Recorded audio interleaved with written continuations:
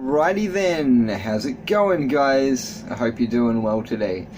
Now, today is not going to be a Beverage 101, even though I am in my Beverage 101 space.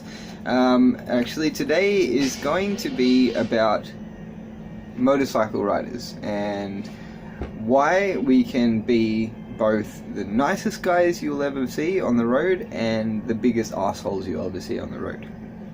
And the reason for that primarily comes down to the sense of vulnerability that you have when you're on a motorcycle. It's hard to explain to someone who's never ridden on the road with other cars around you, but basically, you know, riding a motorcycle is a very involved experience. Like, it's so personal. You know, it's not like driving a car at all, where you can just kind of like go into cruise mode and just, you know, have a comfortable trip down the road.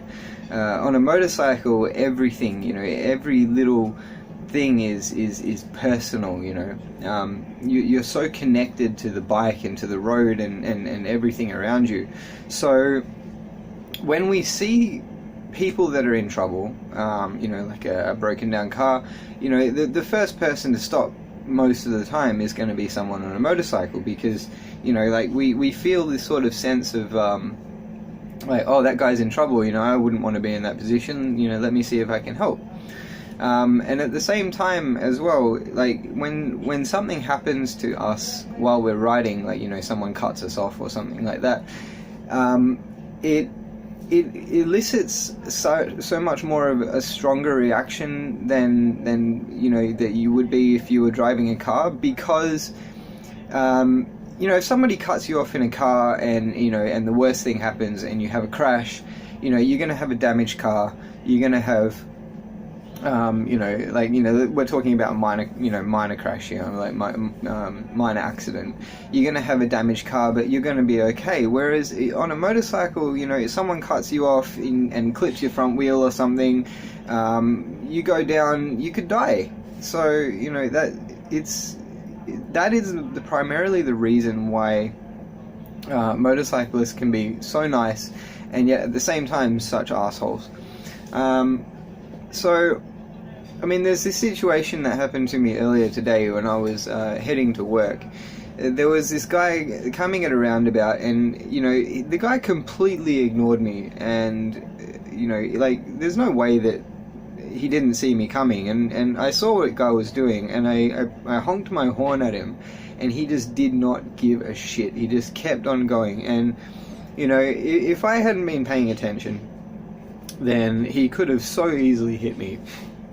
And then, you know, this guy reacts like it's my fault, and it's like, you went through, you didn't give way to your right at a roundabout, and you cut me off, and you put me in a position where I may have become injured if I wasn't paying attention to what I was doing.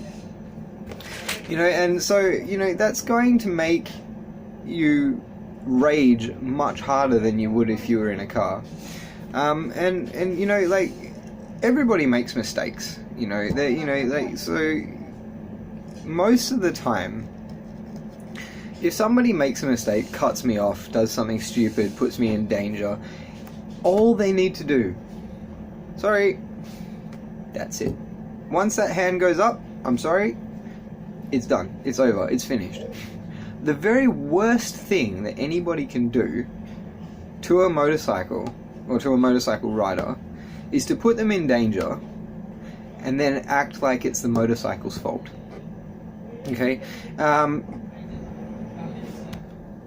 Like I said, mistakes happen. If you make a mistake, please, for the love of God, right? If a motorcycle horns you or whatever, right? Even if you don't think that you did anything wrong, just throw your hand up.